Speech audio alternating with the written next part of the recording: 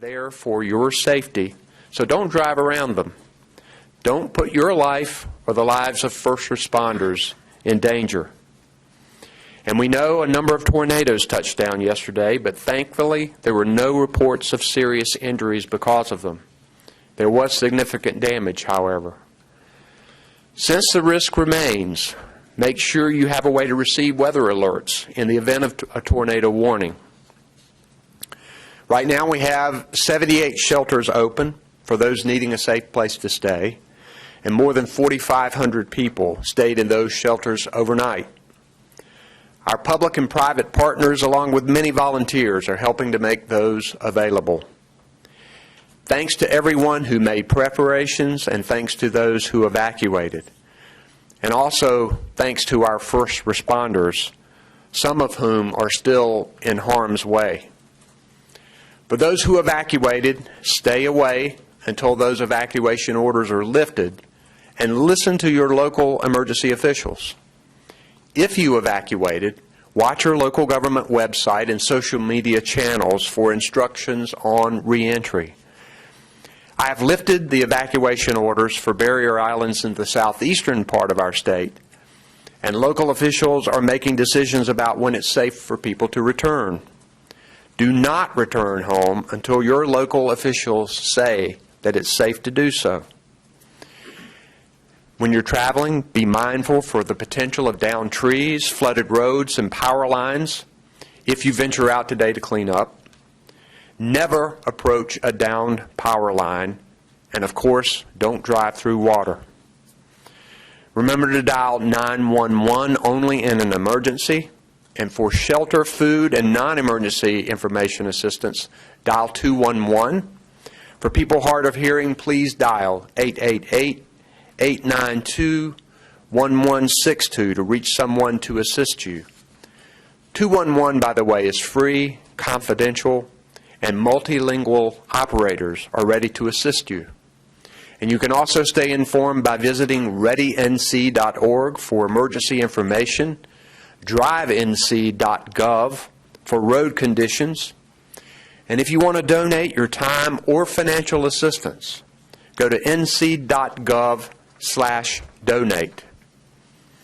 With me today, I have Emergency Management Director Mike Sprayberry, Public Safety Secretary Eric Hooks, Transportation Secretary Jim Trogdon, North Carolina National Guard General Jim Ernst, State Highway Patrol Commander Colonel Glenn McNeil, our FEMA Federal Coordinating Officer Libby Turner, Katie Webster, our meteorologist, Commander Matt Moyers of the United States Coast Guard, and Lee Williamson, who is our sign language interpreter. First, I'm going to recognize today Director Mike Sprayberry to give us a little more information on our emergency response. Mike. Thank you, Governor, and good morning, everybody. The State Emergency Operations Center remains activated at a level 1. And as the Governor said, northeastern North Carolina continues to feel the impacts of Hurricane Dorian with heavy rainfall, strong winds, and strong storm surge. Particularly in the sounds and rivers, they're feeling it, as well as on the barrier islands. We're closely monitoring the situation and are making plans for any general support, search and rescue operations, or for any requirements for an air bridge out to barrier islands.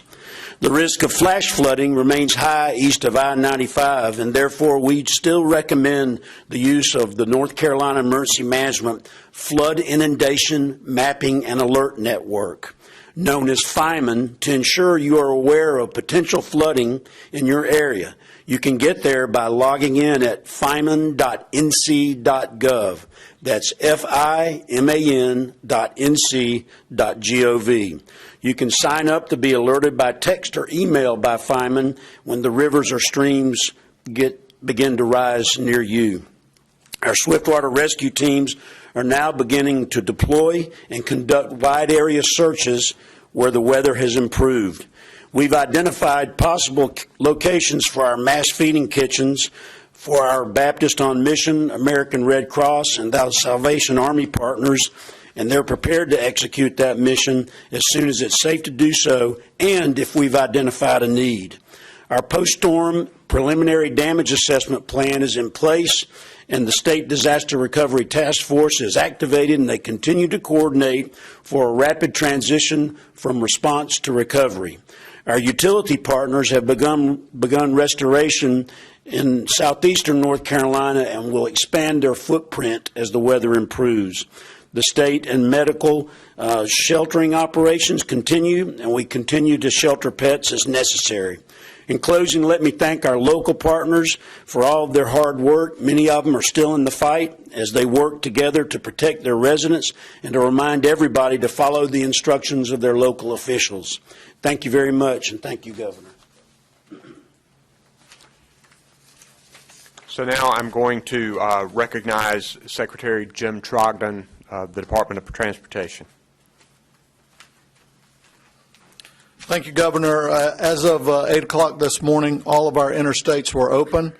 3 U.S. routes in 4 locations had closures. The first was U.S. 264, just west of Greenville, due to high water. U.S. 17 in Brunswick County near Charlotte, due to high water.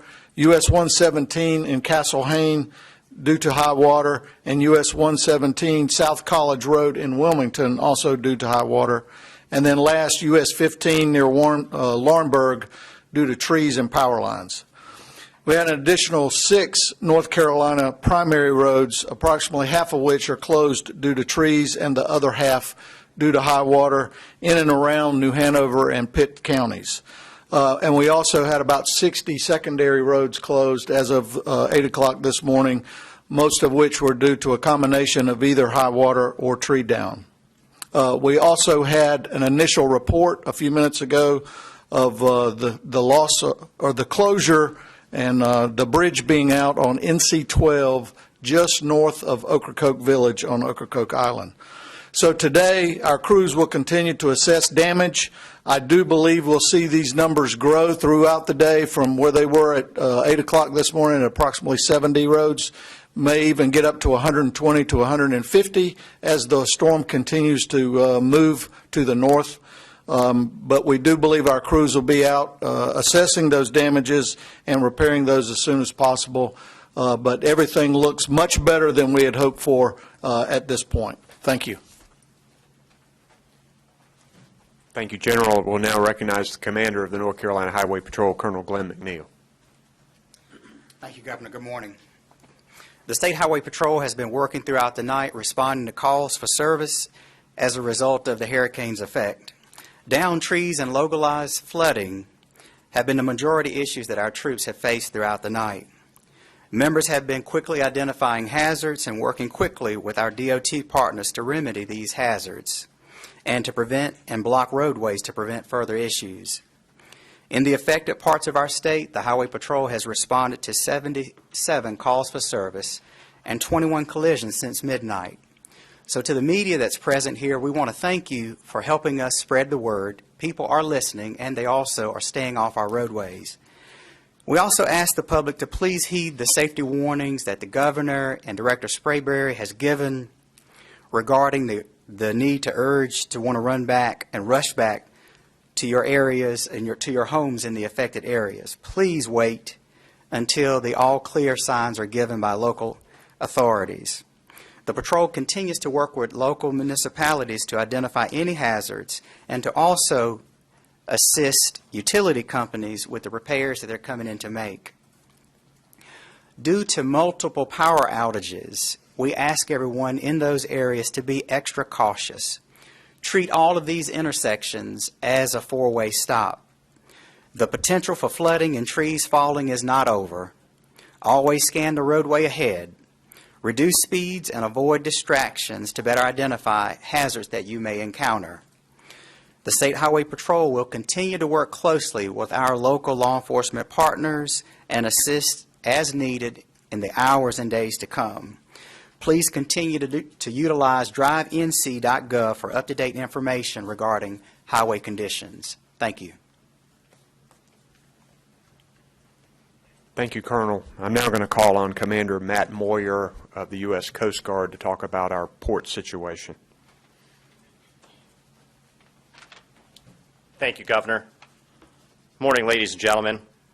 With respect to the Port of Wilmington, including Matsu, the Military Ocean Terminal Sunny Point, the Coast Guard, in concert with our local, state, federal, and industry partners, is currently conducting assessments of all of our waterways. We hope to open the Port of Wilmington with restrictions as early as this afternoon based on the outcome of those assessments. We will conduct similar assessments of the Port of Morehead City once the storm passes and it's safe to do so. Thank you, and thank you, Governor. Questions?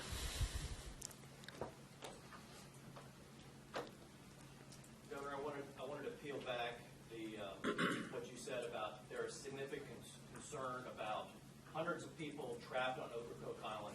What do you mean by that? Are they in their homes trapped? Are they in shelters? Could you describe what's going on? Well, Ocracoke Island obviously is surrounded by water. There is significant storm surge and flash flooding, and we understand that the waters are rising quickly there. There have been emergencies issued by Dare and Hyde County, and they are telling people to get to the highest point in their homes to be safe. Right now, the storm is raging there.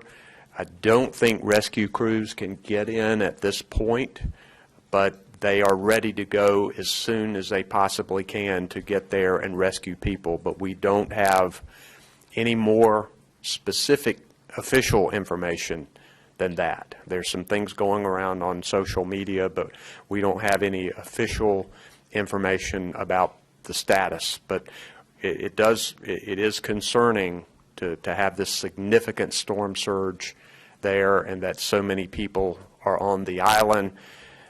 We understand maybe as many as 800 people, but I don't know if that's official either, so I probably shouldn't say that. Don't know that for sure.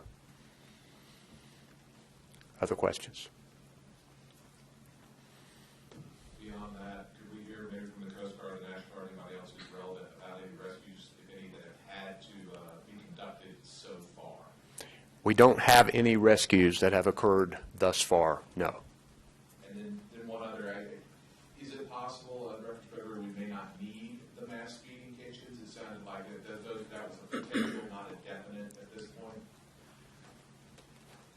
So we're not going to say no just yet because, as the governor said, we're still having the storm effects impacting on northeastern North Carolina. So once the storm passes, we'll analyze what the need is, and then we're prepared to rapidly go in there and set up a mass feeding operation.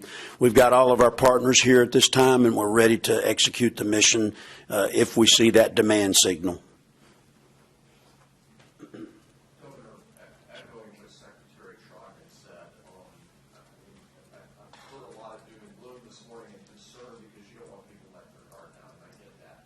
But he said that things look much better than even he had hoped for yesterday. Right. Is there I know you don't want to say it much until this thing is completely gone, but is there some relief this morning, at least for the southern? Yes, for the southeastern part of North Carolina, although we haven't done damage assessments yet, so some people may be tragically affected that we don't officially know about, but just preliminary reports we're getting from local government officials, then at least in the southeastern part of the state, the storm is not as bad as feared, which is a positive thing. But we have to remember that this storm is still raging in the northeastern part of our state, in the Outer Banks, and things potentially there could be worse than we had feared. So we just don't know yet. And I think what I've instructed people to do is to make sure we're continuing to be ready.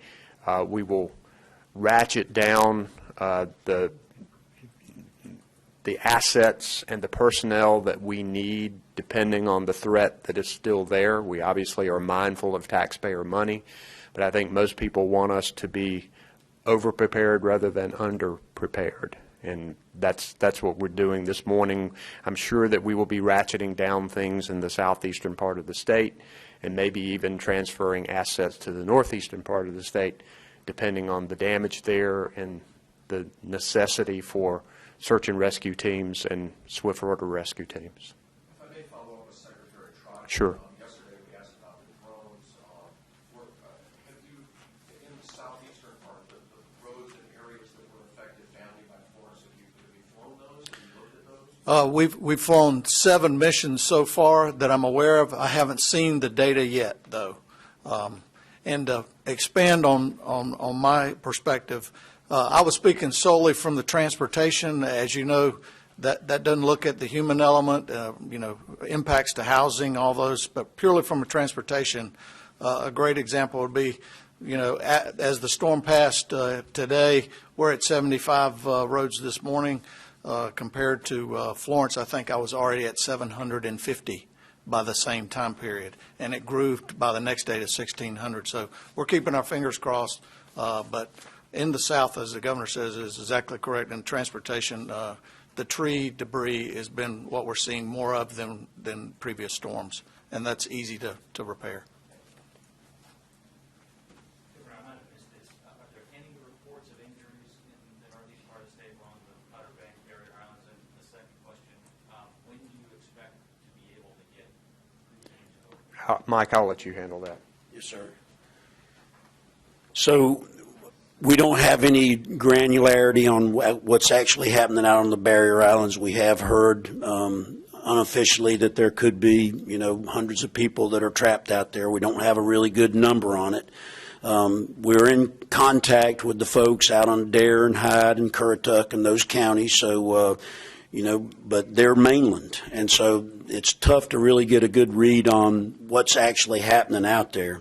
Relative to the question about the weather, I think our meteorologist is telling us that the storm should be pretty much moving out to the northeast by this evening. And so what we're doing is we're now moving aircraft forward so that we can quickly get in there once it's safe to fly. We'll also have swift water assets and urban search and rescue teams for any structural collapses so that we can punch in, and if we need to do an air bridge over to a Barrier Island, we can do that. So we'll be prepared once it's safe and the weather's cooperating. No reports of injuries yet? Not yet.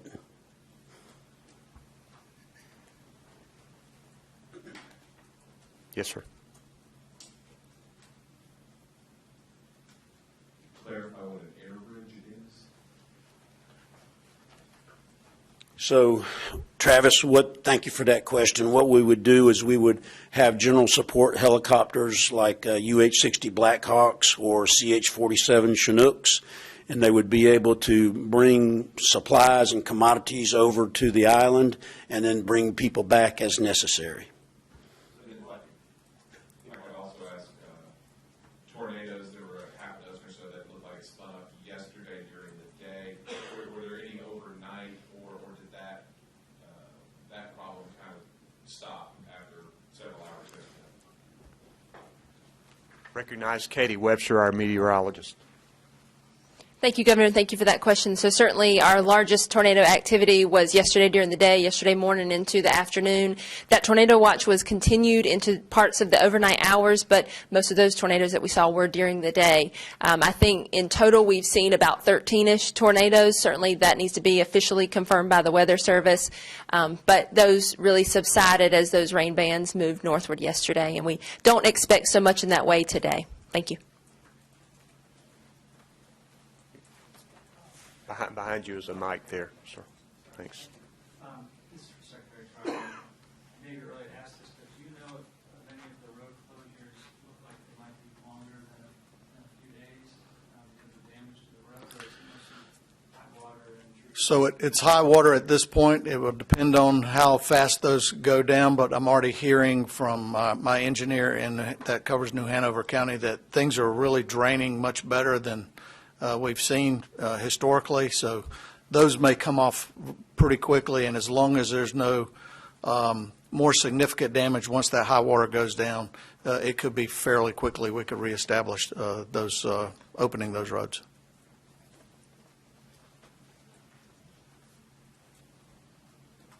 No further questions. We'll be back at 4 today. Thank you.